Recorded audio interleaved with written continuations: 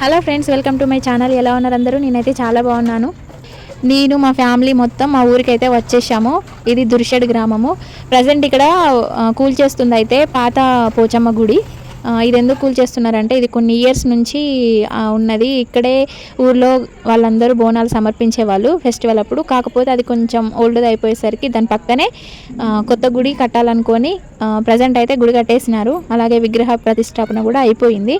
So ఈ 4 days అయితే ఇక్కడ రోజుకో విధంగా అమ్మవారిని పూజించడం అయితే జరుగుతుంది. సో ఊర్లో మొదటిసారిగా బొడ్రాయి అనేది ప్రతిష్టాపన చేస్తున్నారు. ఊరు మొత్తం కూడా పెద్ద పండుగలా జరుపుకుంటున్నారు.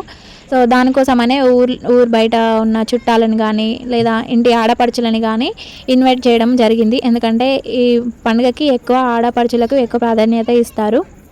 ఊర్లో మొదటిసారి బొడ్రాయి ప్రతిష్టాపన చేస్తున్నారు కాబట్టి ఉత్సవ కమిటీ వాళ్ళు పూజ వివరాలను అయితే వివరించారు. సో అవి తెలుసుకునే ముందు మన ఛానల్ని కొత్తగా ఎవరైనా చూస్తున్నట్లయితే ప్లీజ్ సబ్స్క్రైబ్ చేసుకోండి, లైక్ చేయండి, అలాగే షేర్ కూడా చేయండి. షేర్ చేయడం వల్ల మరికొంతమందికి రీచ్ అయిపోద్ది. సో వివరాల్లోకి వెళ్తే డేట్ వచ్చి 5th February 2025 నుంచి స్టార్ట్ చేస్తే 10 February 2025 సోమవారం ఒడిబియ్యం పోసే వరకు కూడా కార్యక్రమాలు అనేటివి నిర్వహించడం జరుగుతుంది. 8 February 2025 అనగా శనివారం రోజున ఊరు ఆడపడుచులు అందరూ కూడా బోనం ఎత్తుకొని డప్పులతోటి పోచమ్మ గుడి బోనాన్ని అమ్మవారికి సమర్పిస్తారు. దాని తర్వాత బోనాలు సమర్పించడం అయిపోయిన తర్వాత బైండ్ల వాళ్ళచే బలివ్వడం అనేది జరుగుతుంది. దాని తర్వాత ఇంటి ఆడపడుచులకు బియ్యం పోసి బట్టలు పెడతారు. ఇక ఆ రోజుతో కంప్లీట్ అయిపోతుంది ఈ ఫెస్టివల్.